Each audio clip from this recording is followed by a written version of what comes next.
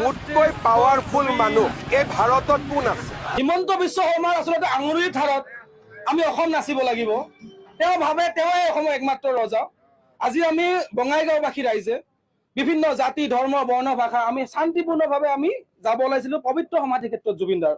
আমি আমাৰ ভগৱানক বিচাৰি যাব ওলাইছিলো। আমি আমাৰ ভগৱানক গৈ আমি লগ কৰিব বিচাৰিছিলো। আমি আমাৰ ভগৱানক গৈ আমি পূজা কৰিব বিচাৰিছিলো। কিন্তু এতিয়া হিমন্ত বিশ্ব শৰ্মাৰ ইচ্ছা কৰিলেহে আমি আচলতে আমাৰ জুবিনদাক আমি লগ কৰিব পাৰিম। তেওঁ যদি ইচ্ছা কৰে আমি লগ কৰিব নোৱাৰিম।